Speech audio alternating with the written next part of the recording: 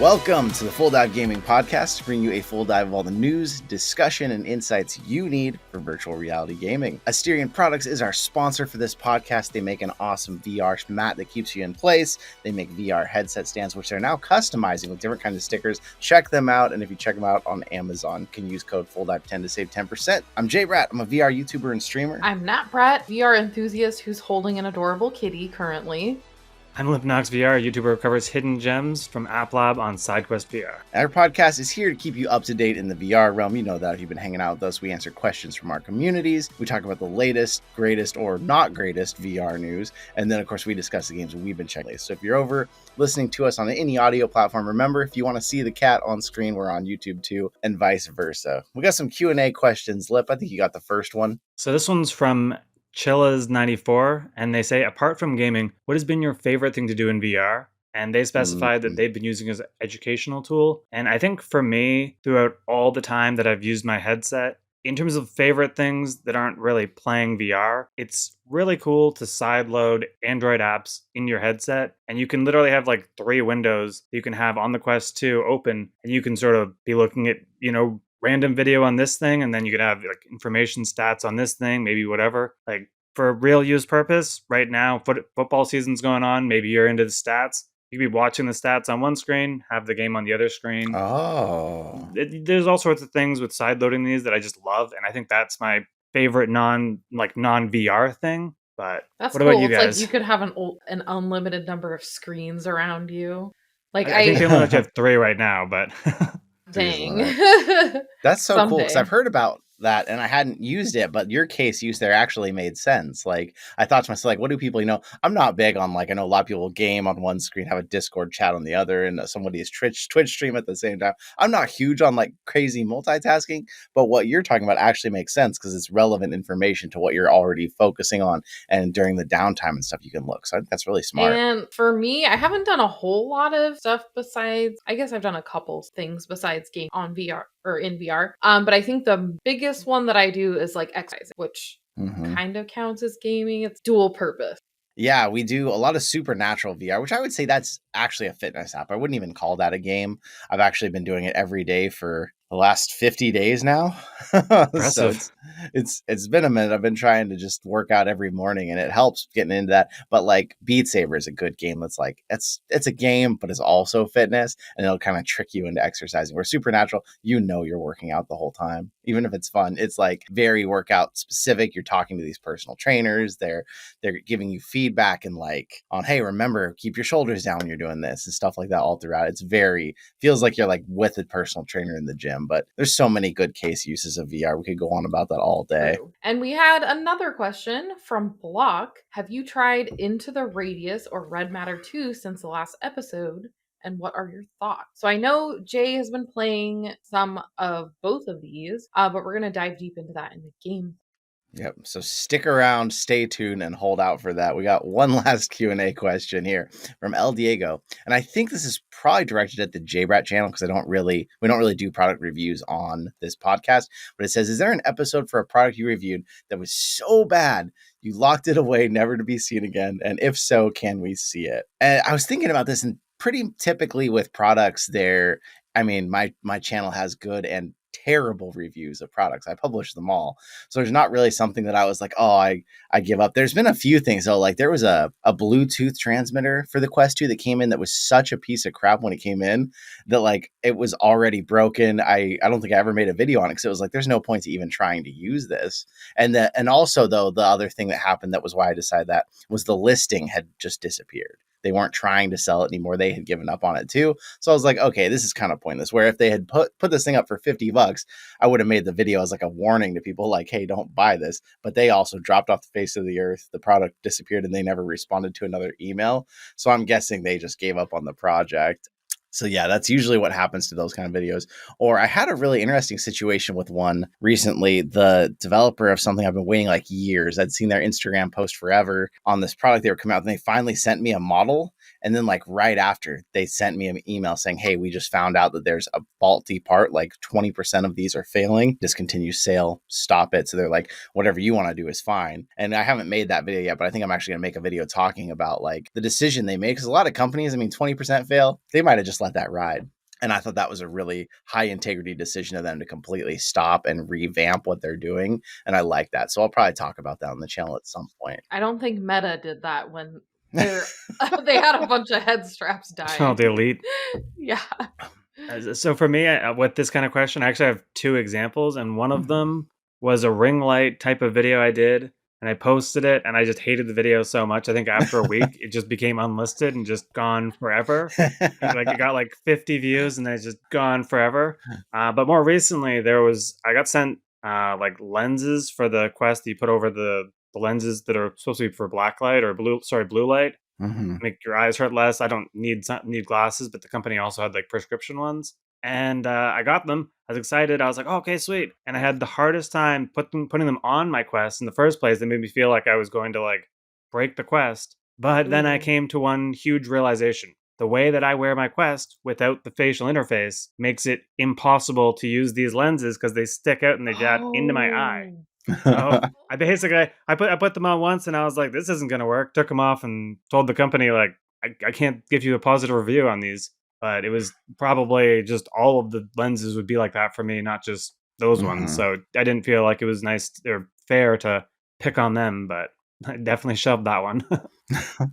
That makes sense. Yeah. And yeah, you use your Quest 2 in a unique situation, unlike how most people wear it. So I think I think that was very fair of you to figure out, oh, this is the way I do things and it's messing up the experience.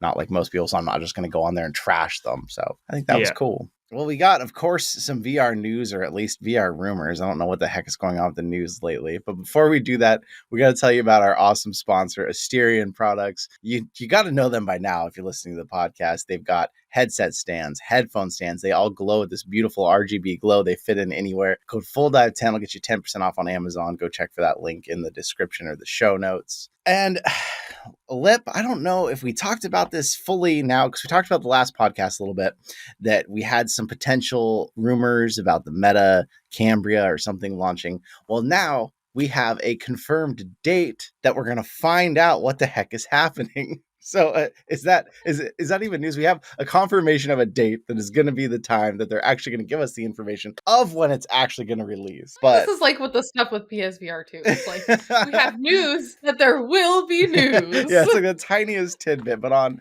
Mark Zuckerberg's Facebook page, he posted a post that showed him. It was very, very darkened image. You can't see it very well, but it looks like he's wearing the Cambria, and it says, "We'll see you at Meta Connect." Also, at the same time, a MetaConnect.com website dropped with a countdown to October 11th when the Meta Connect event is going to be. And if this follows suit of years past, like with the Quest 2, the other release, what would usually happen is the keynote would talk about what they're doing as a company, metaverse, blah, blah, bull crap, but then also what new headset is coming out and all the specs. And then at the end of the keynote, they would say, okay, you can start buying these right now, and they'll be delivered in like 2 weeks or something. So that's what we're hoping this all means. What do you think, Lip? Do you remember the Quest 2 launch and kind of how all that happened? Yeah, I remember it intensely because I had just bought a Quest 1 a couple months before it happened. And it's like leaving me with PTSD on buying new headsets from Meta, because I'm like, I'm going to buy this headset and it's going to be a new headset like a week later for even cheaper.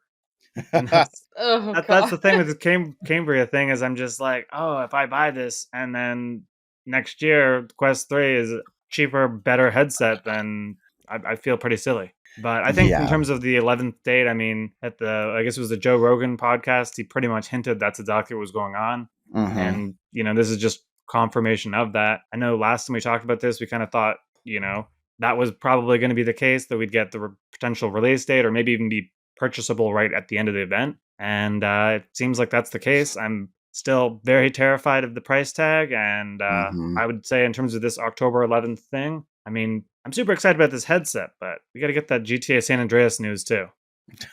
Maybe that will launch on that headset. No, I have no idea. Force us to buy the new headset? Oh, you can't play this game until you buy the new headset. So sad. Do you think they would do that? That'd be so sad. They did it for Resident Evil. They did it for Resident Evil. Oh, true. Oh my gosh. There is no We'll There's see. no, do you think they'll do that with Meta with me anymore? I don't make any assumptions. They have proven me wrong in every way possible. I feel like every time I've said, oh, they wouldn't do that or they wouldn't do this, they've done it. So yeah, I don't know. I haven't heard Oh anything. So we're just, obviously no. we're making jokes here. We don't know, but I would not be shocked if that was what ended up happening, I guess, because nothing from them can Oh shock my me anymore. gosh.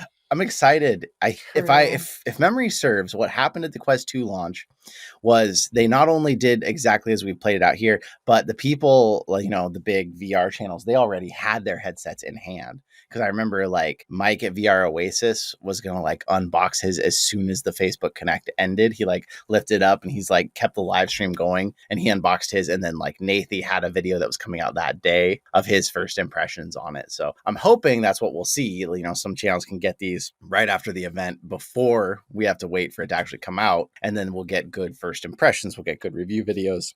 And we'll know what to expect a little bit more by launch, I That hope. would be nice. Yeah, I wonder if there's going to be I wonder if there's going to be more than one, cuz I feel like they've hinted at like having a maybe Meta Quest Pro type thing and like a Cambria, like a new iteration of Quest and like the Cambria fancy headset. So that would be interesting too if there were multiple options coming out. But what I'm more excited about is any more actual news for PSVR2. So I mean, this is cool, but I'm really excited for PSVR2. So I'm like, it'll be interesting. Well, all we know so far is basically that the date and the time of the event, of course, will likely be streaming, you know, on the JBrat channel as the event happens and give you more news as we find it. But yeah, to Nat's point, they said before there were supposed to be 4 headsets coming out by 2024, and we haven't seen a single one of those yet. So, I mean, if they're still on track for that, they got to start releasing some freaking headsets. Maybe they'll release one, you know, for the end of this year, and then maybe another one this spring when the PSVR 2 launches. I got no idea, but we do have some kind of PSVR news. Lip, what did you think of the Firewall Ultra trailer? I mean, it pretty much, I think the trailer looked cool, but it was the very end of the trailer when they threw up all these tags that PSVR 2 has over PSVR 1 that you're like, oh, okay, yeah, 4K, eye tracking, you know, the individual controllers, all these things. It looks like the game's graphically amazing, but still maintaining its core element from the first game.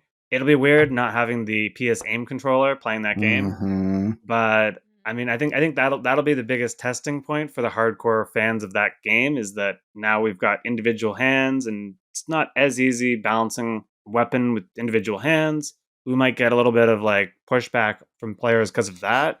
But I think overall it's going to be a super premium title that's exclusive to PSVR 2, so it's hard not to be extremely excited about that. And plus, despite its issues throughout the whole cycle of its release, it's ultimately a really good game, and it was one of the most popular PSVR 1 games that anyone ever played, and it stayed exclusive to that platform the whole time. Mm-hmm. Yeah. Yeah. For those of you out there who are listening and you haven't really heard of what is Firewall 0 Hour. So basically, PSVR got the aim controller. You remember that thing? It kind of looked like a two-handed gun.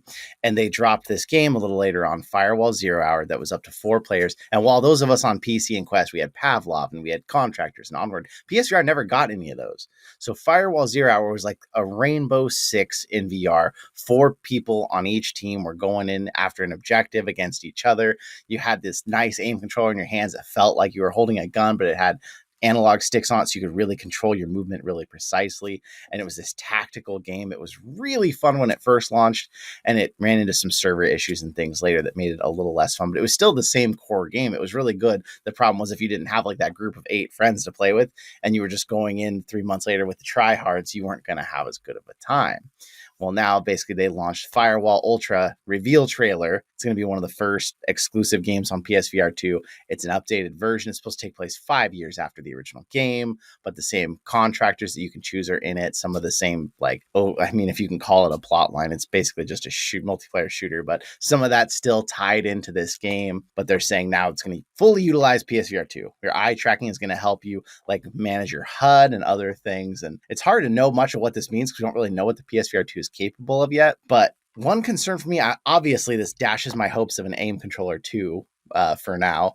But the other thing, those PSVR controllers look awesome, but the tracking rings on them, instead of being like a stick up ring on the front of the Quest 2 controllers, these things wrap around your hands. So I'm trying to imagine, how do you two-hand a pistol with these big tracking rings around your hands? Because it's showing you two-handing pistols in the trailer. Will the aim controller not work with PSVR2? Light tracking. It will be backwards compatible, as in I guess that makes now sense, you can still use your PSVR 1 with your PS5, but the PSVR 2 itself will completely ditch the aim control. I'm hoping that means there's still another one coming, though, something with a big old haptic thing in the shoulder that makes it feel like you're shooting a gun, and I'm hoping that's on the horizon. But obviously Firewall is not going to be, a title that brings us a new controller by the trailer. Yeah. The aim controller was really awesome. And I think we know that I'm not big on shooters. I kind of get sick of seeing trailers for all these shooter games. If they made another Farpoint game, I would be excited about that, because that has more elements in it. There's like cool aliens, and there's like cool alien world and stuff. So that made that interesting to me. This, I don't really care that much about. I want to see Astrobot 2 trailer. That's what I want to see. I do agree. Lip, what do you think? If this comes out and you have your PSVR 2 on time, is this an instant buy for you? Yeah, I mean, I'm kind of the same boat as Nat. I don't really like these multiplayer shooting kind of games. For me, what happened with the first game is I'd be like, oh, I'm awesome. I'm going to play this game. I get in, I die quickly. I sit there waiting and waiting and waiting, then respawn, get through the first hallway, die again, waiting. And it's like I can go in and play against the bots in this wave mode, but it's just I played the game like 4 hours total probably, and I had a great 4 hours, but it's just, if I only have 3 hours to game one night, there's no way I'm going to sit there in a multiplayer game spending 2 hours dead looking at random characters moving around. And I think that, I mean, unless I got sent like a key and I already had the PSVR 2 and everything, it's just, I think this is going to be a fantastic game. And if you like that kind of game, it's going to be a must buy. But I don't really like this kind of game, so it really doesn't. I'm not excited about it. I want Farpoint. I want Astrobot 2. I want those kind of games. Like, yes. and I'm not against shooters. Like the Resident Evil games look amazing too. It's just the whole getting multiplayer thing, getting shot, waiting is just not fun to me. Yeah. And I mean, if they find a way to let me do something while I'm waiting, then sure. But I don't think they even had a deathmatch type of even mode in Firepoint. Or Firewall. Yeah, they never.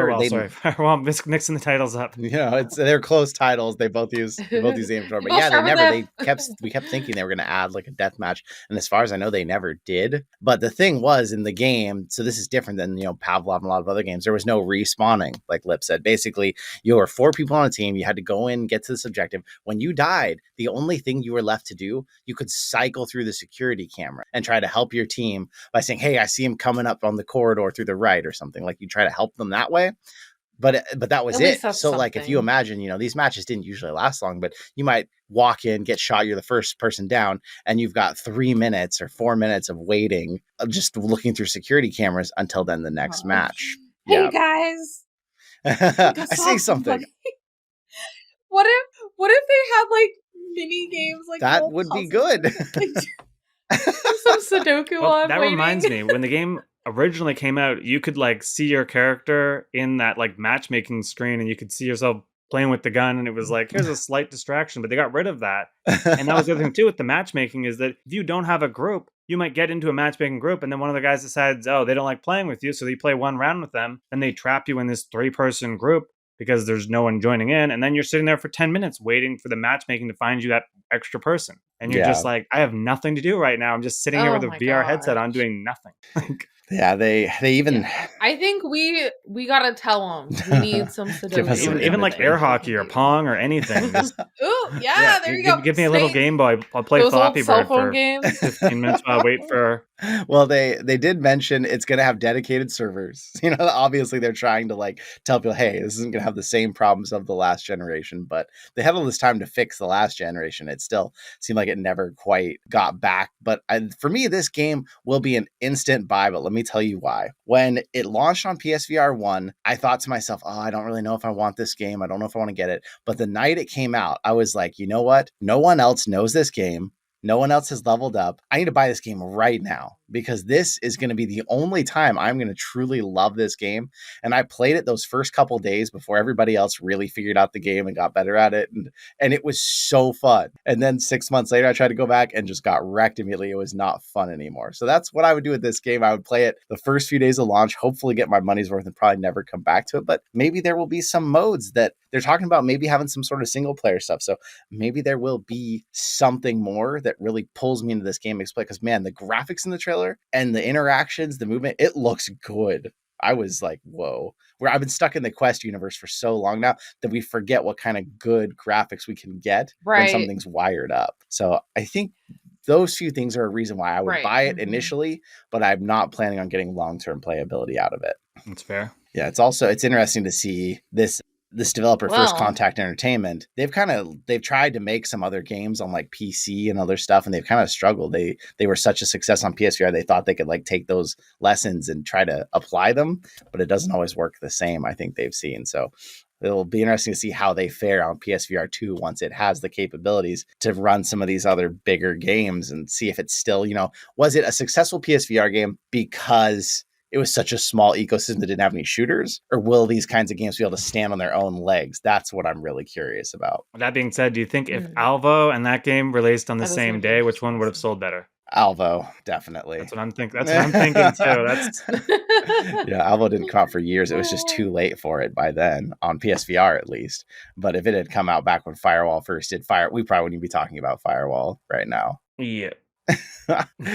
well, I think we're all just in that same boat because we want good VR games. That's what it's all about for us. This is a gaming podcast. We play games, and that's why we're going to tell you about some of the games we've been playing after we tell you one more time about our sponsor, Asterion Products. You can go to AsterionProducts.com and use code FULLDIVE to get $5 off any order, $19.99 or more. Go on there and see their beautiful stuff they got going. And like I said earlier, check out their Instagram. They got some of these new cool custom signs. Maybe you can, if you're a channel out there, someone who just really wants a custom sign made, you can contact them and see if you can work out a deal because they've sent us some JBrat ones and they are really cool.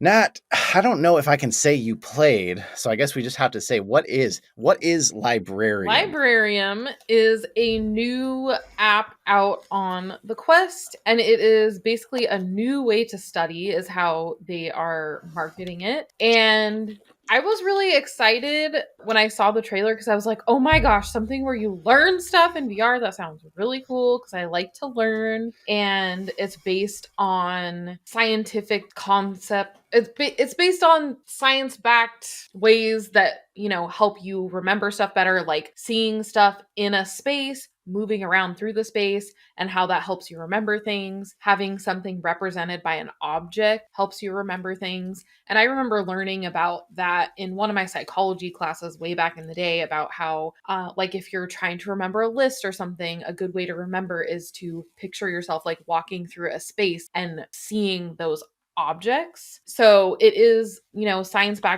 science-backed ways to help you remember stuff. The one thing that I wasn't very excited about was that it seemed like it's just a new way to study, which they did say that, but I was like, what about like learning for reals? And so I really wanted to check it out. I do like that when you get into the app, it's like, it looks like a library. And when you're first like signing in, you can hear like thunder and rain, which I was really excited about because I really like rain and we haven't had rain in a while. So I'm like, ooh, cool. So I didn't have a ton of time in it, but I went through, there was like a little tutorial thing. There's this like octopus guy that goes a bunch, which I was not very thrilled with. I'm not sure why that was happening, but he basically walked you through like how you interact with objects and whatnot. The app is a little glitchy because I wasn't even able to get through the tutorial the first time because the octopus guy said like, oh, press, the grip button to grip your palm, and then like deck of basically flashcards will come up and you throw it up in the air. So I kept doing it. I'm like, a book shows up for 1 second and there's nothing for me to grab. And I had to just leave and come back. And also the little like flashcard things, when you grab like an object or a flashcard thing, it goes in the air and it's supposed to disappear. but some of them weren't disappearing. They were just floating in the air. So it was like interesting. But it definitely seems like it's just basically doing flashcards in a new way. So like you don't have to have a whole bunch of flashcards around you. It's hopefully going to help you remember better because you're, associating things with objects. But you can like buy different card sets, or there's community ones, and community ones I'm like, are those going to be good? Like people could just write things that aren't correct. And when you're doing the flashcards, it's not necessarily like you're interacting with an object. It's like there's stuff up there and you like choose what's right. But it has a little quiz so you can quiz yourself. But it definitely seemed like just a way to memorize stuff. Wow. Lip, have you heard of this at all? I haven't heard of it at all. I mean, I think if I saw it, I probably would have been like, "Oh, this is something," and then just skip past it. But this library thing has me intrigued because I'm like, "Oh, I like Lightning, I like library, but I don't know if I want the Slurpee guy there though." Yes, right. And I thought it was free. I thought it was free, and you were buying these extra pack which I was like, nope. it should be free, I feel like, because the actual thing in itself is like there's only the community pack, like flashcard things that you can access unless you buy other ones, and they're not super expensive. It's like, a couple dollars, but it's like, why did I have to buy this and then I have to also buy other packs of flashcard things? Like that doesn't really make sense. And yeah, the Slurpee guy, I was like, oh, please stop. He would like say a sentence and go this is not something you want to hear. Please stop. But I like the concept of it. I was really excited because I like the idea of learning in VR, but I feel like this isn't really doing as much as I would hope, especially at the price tag of $20. That's not a ton, but that seems like a lot for what it was. It's glitchy. It doesn't look amazing, which, I mean, it's not like it's an actual game, so it doesn't need to look amazing, but I would have expected more. Yeah. That's a serious $20. price on it. The way you moved around and stuff, was there any risk of motion sickness or anything like that for people? I don't really think so. They only let you teleport, which was another thing that I didn't like. There's no option to just move through, which I also thought that might kind of take away from the concept of like moving through a space and interacting with objects to help you remember. Because if you're not actually moving and you're just teleporting, that might kind of take away from that too. So yeah, it's the very beginnings, I guess, of what we'll eventually get to, but it's like there's no like video things, there's nothing you can like go into to like see a concept or whatever. It's just like this apple is what's going to represent gravity. So now I'm going to associate that with that is what weird. Gravity is. So like, $20 for virtual flashcards, basically. If you're out there wondering about this will be interesting to see if this just gets rough reviews or if people just totally ignore it. Because it sounded like an interesting concept when you told me you wanted to try it out, and then now I'm like, oh, what the heck is this? Is this an App Lab game? Like, is this like early access App Lab game, or is this on the Oculus Store? Oh, no, seriously? It's on the Oculus Store. And it's been out, I guess, since like January, I think. And it's like, how have they not fixed some of these bugs by now? One thing that I did find kind of cool is that like the community made packs of like the flashcard things, basically, they were like 10th grade chemistry and like freshman math, or like I thought like if I was in high school and I was like studying for a test, this would be a pretty cool way to study for a test. So I think it's definitely geared toward students. Like they have things that you can purchase for like prepping for, like college entrance exams and stuff like that. So it would be cool if you're studying for a test, and $20 isn't that much in comparison to a lot of the like college entrance exam or SAT like study things that you find out there. So if you're a student, it could be a good option for you. Definitely more fun than actually doing flashcards. And I think it does also help you remember stuff, even just the act of making the flashcards. So it could be good for that. But if you're just like, it says in the trailer that like, oh yeah, also if you're a lifelong learner, I don't really think so. I think it's just When you a teleport in stepping. the game, do you kind of glide to where you're going, or does it just instantly snap? Because I'm looking at the trailer, and they make it look like in the trailer you can free move. So I'm guessing that's how they did that. But it shows there's also like a companion app on your phone that you can like make your flashcards there, so you can have them in the app later. But here's the purpose of this Yeah. game. I figured it out while you were talking about it. To everyone out there listening, if you are in school and you have been trying to get your parents to get you a Quest 2, this is your moment. Your moment has arrived. You need to tell them that there is a study aid that Yes. is extremely effective in VR. And if you get this Quest 2, your grades are going to go up like crazy because you're going to start using Librarium. And this is your in. I figured it There out. you go. Totally. That is so true. And again, I was really excited to see that there's like high school like study things. I'm like, this would be a really great way to study, and it probably would really help you pass your tests better, and you'd be like more motivated to study because it's in like this cool like Your phone can't When you're all distract old you. closed style off Yeah. too. library environment. Yeah. Yeah. Your phone So can't distract you. yeah, Yes. that's a This really is good it. This is point. the argument. This is the way to get Yes, quests into that's your right. hands out there, kids. Listen up. Yep. Mom and Dad, I Smart. need to have this This is study smart. I aid. see it It's now. really gonna help Lip, me. is there any games you've been playing this last week, Lip, you wanted to tell us about? Honestly, I've been like super busy playing games, but there is one game that I was playing yesterday that I like fallen in love with. And I don't know if you ever remember playing the first game in the series, but it was Cave Digger. Oh. And it was on PSVR. It was like super cheap. It was like $10 or something, just ridiculously cheap. Oh. It was simple, go into the cave kind of thing, smash the walls. But they released update after update after update that just expanded the world so much. And they just released the second one, and I played it on the Quest 2, and it is so good. It is so good. Like you literally, you're full. It's like it feels like you're like in a full like RPG kind Mm. of thing centered around the mining, and you go down into the mine and you're progressing through, and like it very quickly on in the game, it gives you a gun. You get to shoot monsters. Like this is not just Oh. mining the walls. This is like a full feels like a full RPG. It's got multiplayer. You can play with 4 people online. Wow. Doing this whole co-op thing. There's huge amounts of upgrades. There's tons of different areas you can unlock. Mm. Like this is I feel like this is like a 20-hour game probably if you try to max it out and maybe you're playing with your friends and everything. I think I've only played maybe 4 hours so far, but I feel like I'm just starting to scratch the surface of this, and it is just awesome game. A perfect example of why I get annoyed hearing about Librarium game on the Oculus Store and this not on the Oculus Store. I'm like, this game is perfect. Like this is one of the best games I've been playing in the last like this year Ah. for the Quest 2, and Yeah. it is literally not on the Quest 2 store. Can't recommend it higher enough. It is fantastic game. Have you played the first one at all, Jay?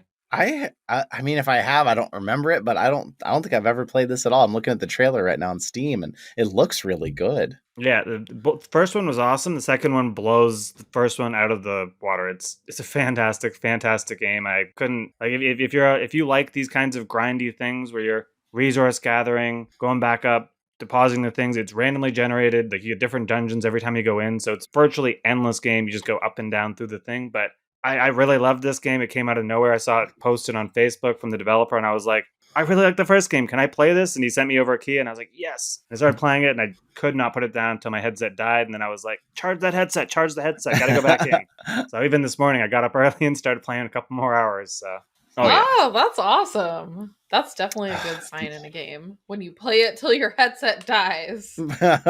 That is, you touched on an interesting point. It's so frustrating because, like, I'm looking at these on Steam. So, original Cave Digger, it had some mixed reviews on Steam, but Cave Digger 2, very positive rating. Like, why do we not get games like this to the Oculus Store? Because if it had been on the Oculus Store, I would have heard of it. Mm. But I hadn't heard a thing about this game till you brought it up, and looking at it, I'm like, wow, Yeah. this looks like they put in a lot of work by the trailer. It looks like it looks like a full game. It's not like many other It's a full game. Yeah. So yeah, I'm surprised I haven't heard of this, but I'm like, wow, this looks like it's worth checking out. Yeah, like for how hype Township Tales was, this game 4-player multiplayer, this seems like a must play kind of game. Like I don't get where Meta decided Yeah. this wasn't good enough for the store, but I can safely say in the 4 hours I've played, there's a little bit of stuff where you're in the overworld and things are like popping in, but the overworld is a gigantic place, so yes, there's going to be things popping in, and you're barely even in the overworld. The whole thing is about being in the mines, and like it's insane. You have guns you can shoot. There's like it's just so much fun. It's so much fun, and all the controls are right. Everything's easy. There's no issue. There's no, like, if you want, you can smooth turn, you can teleport. They have it set up with both at the same time. There's amazing voiceovers that guide you through everything, and basically a continuous tutorial without feeling like a tutorial. And I really like it. I super recommend this one. And that's App Lab. Yeah, it's App Lab, because like Sounds he really said that cool. Sounds like they talked to Meta, they did their whole press like thing, and Meta was like, "Oh, I don't know about this," but he's got a huge update that's supposed to come out in a couple of months, and he's gonna reapply then, hoping for those 5 stars to sort of boost that. But this game should be on the Meta store. nice. I don't get where their reasoning is sometimes, if it's they just Mhm. look at what style of game it is, but this super good game, super good game. So everyone should check it out and give it 5 How much stars. is it And on there? Do hopefully you they know? can I think it's get into the $20, but Meta I'm not store. 100% sure.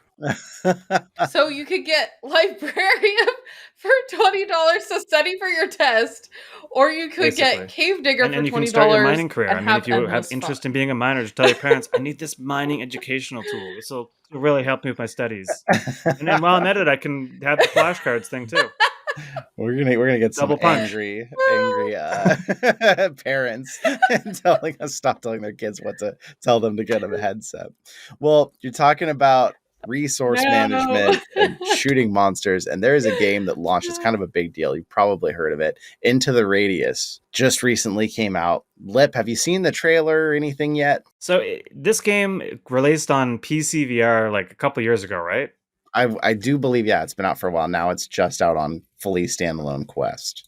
So I think I got this game in like one of those humble bundle deals where you got like 7 games for like whatever, some $15 price tag kind of thing. And I did play it on that PCVR version like a year ago, I think it was. And I thought it was a fantastic game. I thought it was really well done. And, I had fun playing through what I did. It's the military shooter kind of thing. So I wasn't like crazy into going back to it. And I just, any of the games that I purchased for myself, I never have time to play because I'm too busy playing the review games. Yeah. But I thought it was a fantastic game, and it seemed like Quest 2 was a perfect home for it. I would imagine they probably optimized it a lot, but they got Medal of Honor to work on the Quest 2. I'm sure this is spectacular on there. I haven't played the Quest 2 port at all, but I know Into the Radius is a hype game on PC VR, so I imagine the Quest 2 port is more of that. Yeah, it's kind of it's been out for looks like just over 2 years on Steam. Came out July 2020, and it just recently released on Quest standalone. And looking at the trailer from Steam, I would say they did optimize it well to look good on the Quest. It looks good on the Quest, but it does not look nearly as good as the PC version, obviously. Like, I look at the PC, playing it on Quest makes me almost want to go get it on PC and just play it on PC because it looks so good in the trailer. But on Steam, it's got an overwhelmingly positive rating. And I haven't spent a ton of time yet. I've only spent just under an hour playing it, so I can't give you the full deal, but I gotta say, first impressions going into this, I was shocked because I watched the trailer and I was a little underwhelmed, but I walked into it. It takes you through this tutorial, and the tutorial plays almost like a horror story already. Like, you walk in and you're really on edge, you're really uncomfortable. Like, it definitely creates an environment around you. But then you get into some of the mechanics, and the gun mechanics in this game are ridiculous. It's not, if you've never had a real gun and you don't really know how real guns work, you've only played video games, you would probably assume that when you buy a box of ammo comes with 10 clips in it, and you just drop clips wherever you are and leave them behind because that's how guns work. And that is not. This game, when you take your clip out of your gun, you need to make sure you put that in your pack and hang on to that, because you find boxes of individual bullets, or you find individual bullets, you have to load each bullet into the mag before you put it in the gun. You got to make sure your safety's flicked off so you can actually shoot the gun.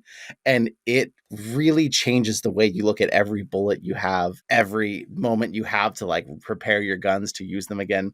You're dropped into this, like, it looks like a post-apocalyptic world, but it's definitely not quite Earth. You can't tell what exactly it is, but like, things are floating. It feels like a foreign environment, but it kind of also feels like post-war, maybe Russia or something. It just it's really kind of Fallout-ish from what I've seen of Fallout games. It kind of reminded me of that. But the things that I didn't get to experience yet, of course, because I only played this a little bit, is like, this thing has durability even on the clips themselves. You got to clean and repair them so they don't jam up your gun. You got to clean your guns. Like, that side of it kind of scares me, that it might be a very grindy game to like keep things working. But so far, the storyline of it though, and like the mystery, the intrigue, movement, everything about it really pulled me in. I wanted to keep playing. It definitely sounds like It sounds like it's been heavily updated since what I played. I feel like I want to try it. Because I don't know. I don't remember the weapon durability part, like the ammo durability part. I do remember the individual like clips kind of thing, but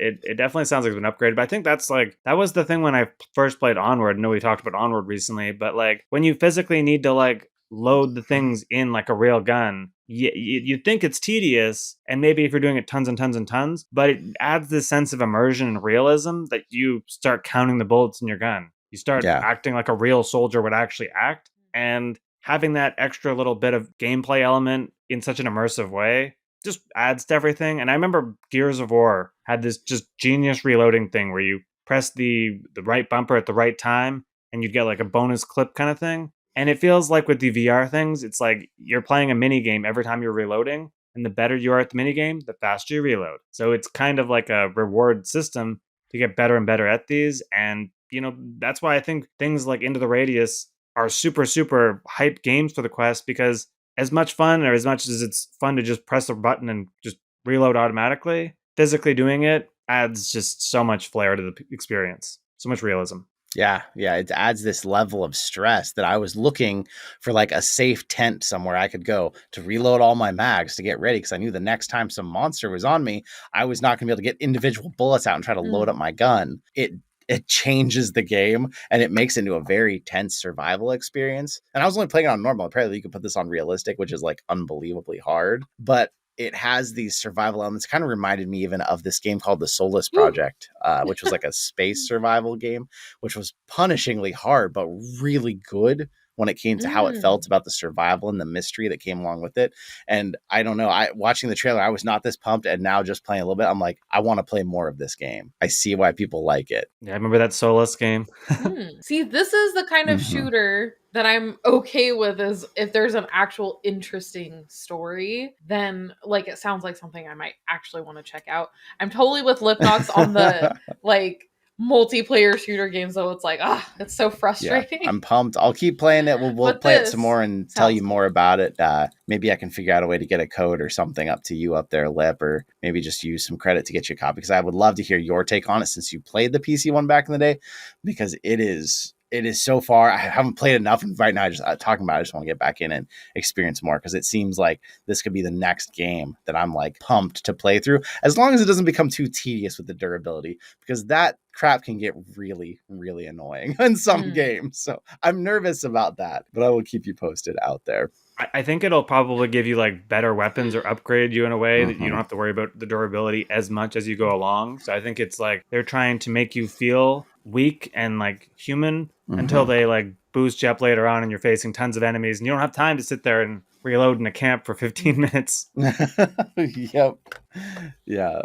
Well, if you're out there and you're listening, we'd love to hear your take on some of these new games, or of course suggestions from you of what we should be playing. Like, we would have never heard of Cave Digger here. So join the Discord. Tell us what's out, what's on, what's you want us to be telling you about too. And of course, ask questions for the Q&A, provide suggestions about what else we talked about on the podcast. If you really want to take another step, become a direct supporter on Patreon. We have enough patrons right now that it's taking care of most of our operating costs, which is amazing. So thank you to all of you out there. And if you're listening, remember, we're on YouTube. You can come see us face to face, see all the craziness with the cats going on, see Lipnox's really cool background with some Zelda, Pokemon, and his headset too. And rate, review, subscribe. I got the Darth Vader PS4 controller box there too. Is that what that is? I saw something new was there, but I wasn't sure what that was. I won't zoom in, but it's the DualShock 4, the Darth Vader Special Edition one. That's cool. Right out of my reach. we need that for a Vader Immortal lightsaber controllers or something for Quest. Well, thank you so much for coming on and listening. And remember, when it comes to VR, dive on in. Dive on in.